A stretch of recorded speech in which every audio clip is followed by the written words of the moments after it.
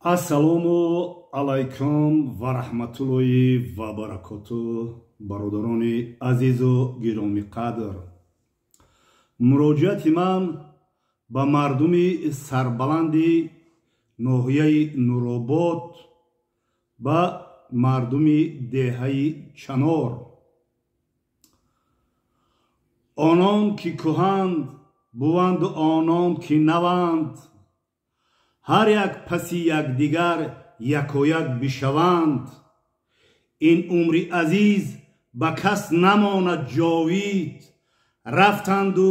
равему боз оянду раванд.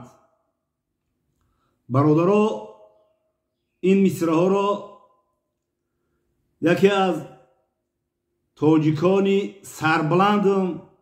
ки дунёро диду санҷиду муқоиса карду ин суханҳоро гуфт ва ба мову шумо бояд дарси ибрат шавад. имрӯз бобои ҳоҷи Абдураҳмон дар ноҳияи Нуробод дар деҳаи Чанор нест. ин дунёро падруд гуфт ва баъди сари ӯ мебинем бисёр гапу калочаҳо мешавад, бисёр гапу хабарҳо мебиёяд оиди молу мулки ин марҳум. яъне ки бобои Абдураҳмон то ҷое ки ман дарак дорум, вай миллаташ рус ва дини христианӣ дошт ва баъди чандин вақт дини исломро қабул кард ва маҳбуби ҳамаи мусалмонҳои ноҳияи Нуробод гашт ва аллоҳи меҳрубон ба вай иззату шараф дод ва аллоҳи меҳрубон ба вай эмони комил дод ва суханро бисёр дар бораи ин коруборуш албатта шӯҳраҷон медона ки чӣ қадар қати вай нигаҳбонӣ карда, чӣ қадар наворҳо кард, чӣ қадар арбузғори сангини вай болои экран бировар. ира шӯҳраҷон хубтар медонад. ва ман чӣ гуфтанӣ ҳастум? хоб шуморам бидонем ки бобои Абдураҳмон рафт, фардо бобои Қанд ҳам меравад ва шуморам интизор шавед ки шуморам меравед. шуморам бухоҳен нахоҳен меравен, кашон кашон мебарантун. барои ҳами хуб фикр кунем. барои бобои Абдураҳмон ман суханҳое мекунам ки шумо ҳатто олӣ нашунидем ва ҳар як сухане мекунам факту ҳуҷҷат қатӣ сиёҳа сиёҳ, сафеда сафед, агар нагум рум сиёҳ. хоб бародаро, сухана дароз намекунам, риштаи сухана ва гуфтанӣ ҳастам ки вақте ки мо қатӣ шӯҳраҷон дар Хуҷанд будем, хоб дар уҷа яке аз блогерҳои тоҷик, хоб Разоқи легенда, қатӣ камтарак гапошон гирехта буду, мо рафта уҷа наворҳо мекардем ва ҳаракат мекардем ки наворҳои тарбиявӣ кунем дар Хуҷанди бостонӣ, то ин ду шербача ба ҳамдигар мувофиқ биёяну ҳамин ҷангу ҷанҷолшон бас шавад. мо дар уҷа ҳафтае дар уҷа мондем. шӯҳрат ранги як чизе ки гум кардагиай, як чизе гум кардагия доим телефон мекард ва аз аҳволи бобои ҳоҷи Абдураҳмон хабардор мешид ки дар чӣ ҳолатай, хӯрок дора, кӯмир дора, ҷогаш гармай, кӣ нигоҳбиниш дора. ва дар инҷа ман мепурсидамш ки хоб шӯҳраҷон чӣ хеле аҳволи вай, мегуфт ки нағзай мисол ана шӯҳрата, мисол хешу табори шӯҳрат албатта мерафтан ва нигоҳбин мекардан, хӯрок мебурдан ва шӯҳрат доим назорат мекард. ва як бега шиштагӣ будем,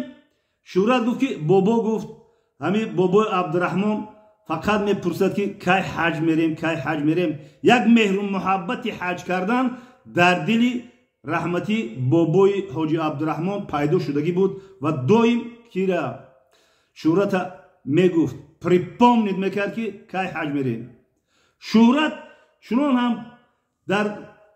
کوفتوکو بود در کوشور بود میگفت که همین بابا ارزو داره که حج بریمش و در اینجا ما با یکی از بلوگرای توجیک یکی از شیرمردای وطن یکی از شیرمردای سرسپرده این ملت و این وطن یکی از خدمتگارای این مردم سربلندی تاجیکستان عزیز این قاری فروخ است که قاری فروخ شما قاری فروخ میدونین و اگر بر لحظه در نزد قاری فروخ بشینین صحبت کنین این شیرمردی وطن این شیرمردی سرسپرده وطن چقدر درباره وطن چقدر درباره پیشرفت و ترقیات این وطن خرسند میشه و چقدر روش بالیده میگرده و میگه که ما همین قاعده است میبیه که مردم سربلندی تاجیکستان عزیزه مردم نیازمند مردم هوسمند مردمی که در آرزوی حج ما حجشون بیارم یکی از قاری فروخ وقتی که قاری فروخ ما پرسان میکنم ای سرچشمه طرف من واسه مسکوسکی بوده یک بچه خاکساری همین در درونی زمین و در درونی گاو و مال و پاده و بچه دهاتی نه که الله مهربان بابای این داده بابا یک مهر و محبت وطن دوستی داده با یک مهر و محبت بابا دوستی داده بابا یک مهر و محبتی که نسبت مردم نسبت خلق بیچاره یک غمخوار و یک دلسوز و من این رو تلفن کردم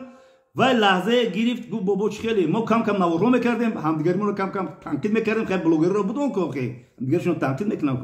بعد گفت بابا ساز یک چهره شده خیلی من گفتم ساز الحمدلله گفتم من بابا عبدالرحمن حج بردن در کور گفت بابا عبدالرحمن که شورت نوار میکنه گفتم من شورت در پیش من بابا عبدالرحمن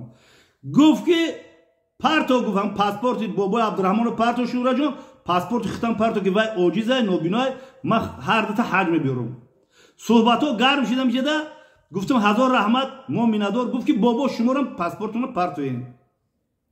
قاری فروخ من گفتم ای بچه یک مطلی تاجیکی که دروازه را دست دادی آری میقپه و تو خیلی نکن من حوض تیار نیستم برای حج رفتن گفتم من حوض یکم تیاری ندیدم یکم مبلغ نیست یکم چی نیست گفت که بابا گفتم پاسپورت هر ست پرتوین پگه دیگه پلیوت ای خوجم ای چی توشکان چیز توشکان میرم خریبتر نزدیکتر خمو پاسپورتم رو پرتوفتیم همین که شهرت از همونجا بیگه روز بود خیست تاکسی را زکاس کرد نوروباد زنگ زد که بابای عبدالرحمن پانی سر لباسشو پوشونین بگیرین بیارین حجش میبرین خیستن بابای عبدالرحمن آیوسو خب وای چینم داره خیلی احتمی بارس میگن یکی از شیرمردای وطن یکی حافظای